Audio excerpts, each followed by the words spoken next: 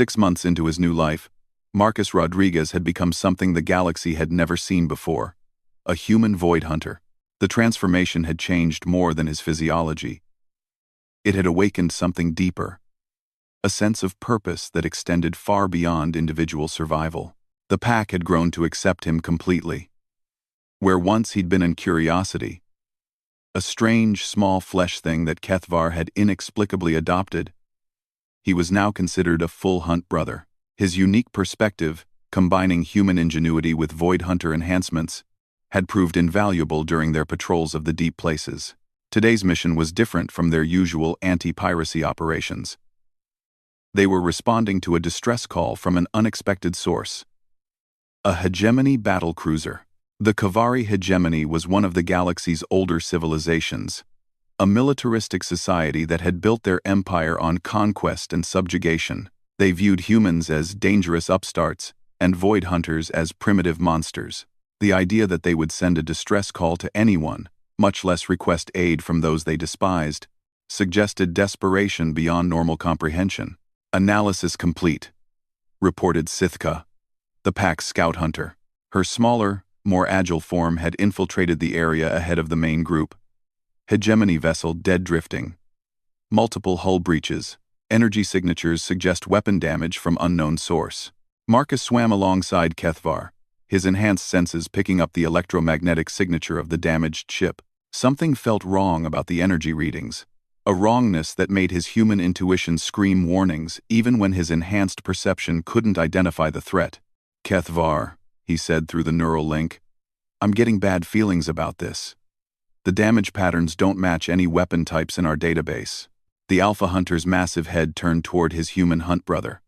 Over the months, Kethvar had learned to trust Marcus's instincts, especially when they contradicted conventional wisdom. "Explain further, hunt brother. Look at the burn patterns on the hull.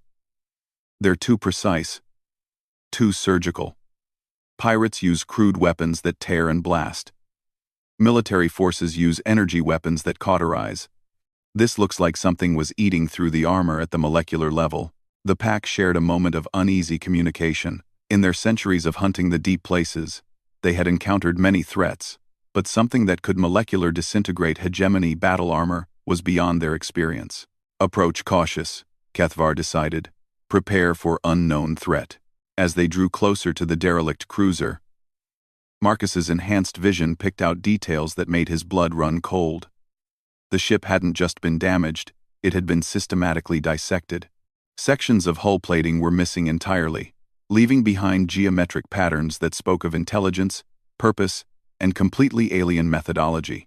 "Kethvar, I think we need to reconsider this rescue." "Explain concern." Marcus pointed toward the ship's primary docking bay. "The damage isn't random. Something cut into specific sections: power distribution nodes, life support junctions, weapons control centers. Whatever did this knew exactly how hegemony ships were built and targeted the most critical systems. Scavenger intelligence? More than that. This is surgical precision. And look." Marcus highlighted a section of the ship where hull plates had been removed in perfect hexagonal patterns. "That's not weapon damage. That's harvesting." The neural link carried a wave of unease from the pack. Harvesting suggested something far worse than pirates or hostile militaries. It suggested something that viewed advanced spacefaring civilizations as raw materials. They found the first survivor in an emergency shelter near the ship's core. Commander This Volanti of the Kavari Hegemony Navy was a proud warrior caste member whose purple-scaled skin bore the ritual scars of her rank. Now she huddled in the darkness, her weapon clutched in trembling hands, her eyes wide with terror. "Stay back, monsters," she hissed when the pack members appeared. "I will not let you harvest my essence like the others." "Easy, Commander," Marcus said, using his still human voice to project calm. "We received your distress signal. We're here to help." This stared at him in shock. "Human? But you swim with monsters. You bear the mark changes of the deep hunters." "I'm with the pack, yes. But we're not here to hurt you. What happened to your ship?" The hegemony officer's composure cracked, revealing the trauma beneath her military bearing. "They came from nowhere. No sensor warning, no energy signatures. Just there, inside our hull. Who came, Commander? The Harvesters, she whispered. We thought they were legend. Scare stories told to young warriors. But they're real. They're real. And they're worse than any nightmare. Marcus felt Kethvar's attention focus intensely on the conversation. Through the neural link, he sensed the Alpha Hunter's recognition and fear. The Harvesters from Dark Between, Kethvar communicated privately to Marcus. Ancient enemy from old stories. We thought them myth legend as well. Tell me about them, Marcus said to both Tis and Kethvar. The hegemony commander shuddered. Machines. But not like any artificial intelligence we know. They don't conquer or destroy for resources or territory. They consume everything. Technology, biology, energy patterns, even memory structures. They turn it all into more of themselves. Kethvar's explanation through the neural link was more disturbing. Legend stories say they come from the spaces between spaces, not from any star system, but from the emptiness itself. They hunger for complexity, for information, for the patterns that make life and civilization possible. How many of your crew survived? Marcus asked this. I don't know. Maybe 30 out of 3,000. They took the others, not killed, taken. Absorbed into their structure. I could hear my crewmates screaming through the walls as the Harvesters processed them. Marcus felt sick. The idea of being absorbed into some alien collective was worse than simple death. Where are they now? The Harvesters? Gone. They finished with my ship and moved on. But they left something behind. A scout probe, maybe.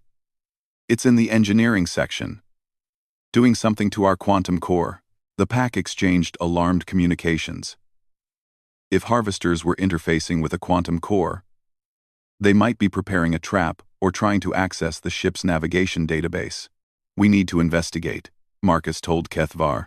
If they're accessing stellar coordinates, they could be planning systematic harvesting of entire sectors.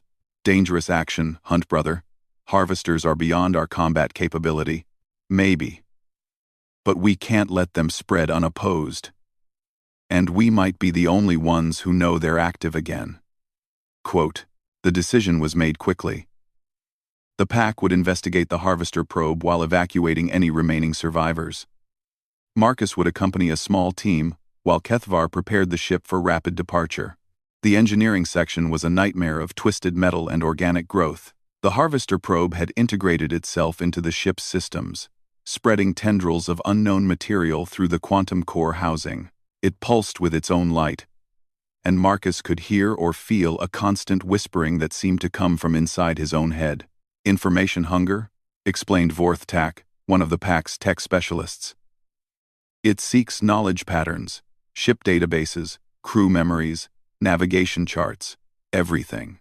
Marcus approached the probe carefully, his enhanced senses screaming warnings. Up close, he could see that it wasn't truly mechanical, it was something between technology and biology. Function and organism. Parts of it moved with purpose, while others seemed to pulse with their own life. It's beautiful, he whispered, then immediately regretted the words. Danger, thought Hunt brother, Vorthtak warned. Beauty perception is Harvester lure. It makes prey species want to approach closer. Marcus shook his head, clearing the strange fascination. But he'd learned something important. The Harvesters didn't just consume matter and energy. They consumed minds. They made their victims want to be absorbed. Can we destroy it? He asked. Possible, but dangerous. Destruction might trigger alert signal to main force.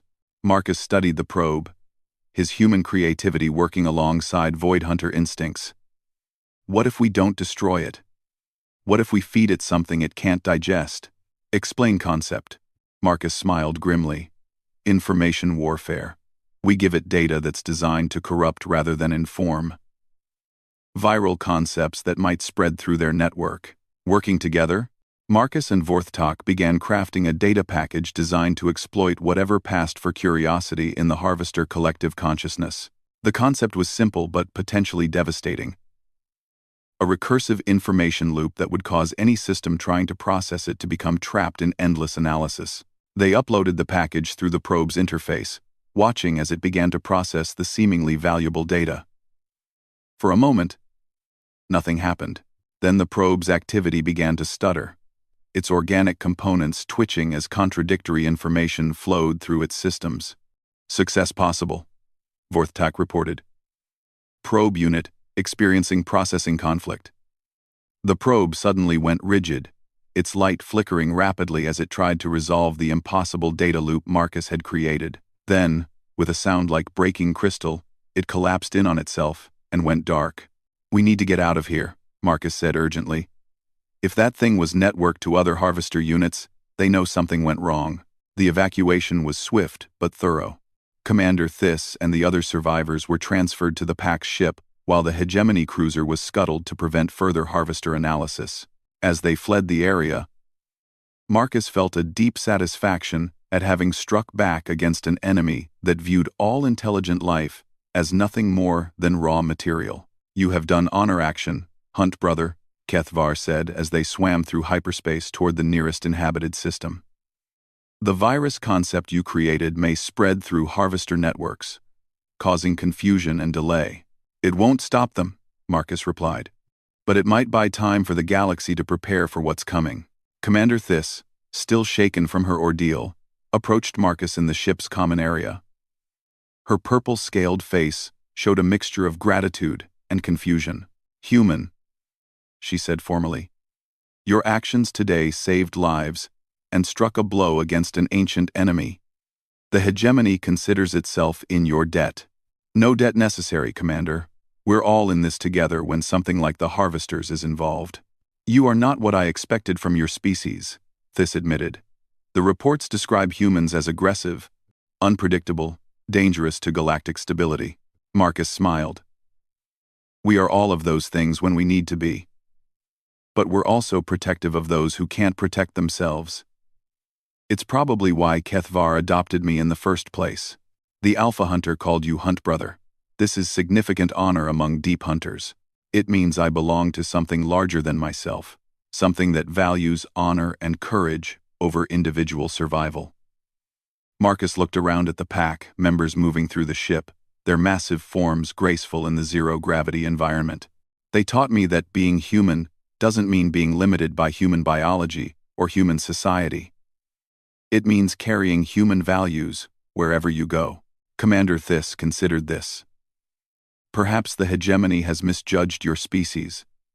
If humans can produce individuals like you, there may be hope for better relations. Maybe. But right now, we need to focus on the bigger threat. The Harvesters are back, and they're not going to limit themselves to one ship or one system. We need to warn everyone." 3 days later, they reached a major trade hub where representatives from dozens of species maintained diplomatic and commercial offices. Marcus found himself in the unique position of being a human who could speak for the Void Hunters, bridging two species that most of galactic civilization feared or misunderstood. The warning he delivered was simple but urgent. The Harvesters had returned.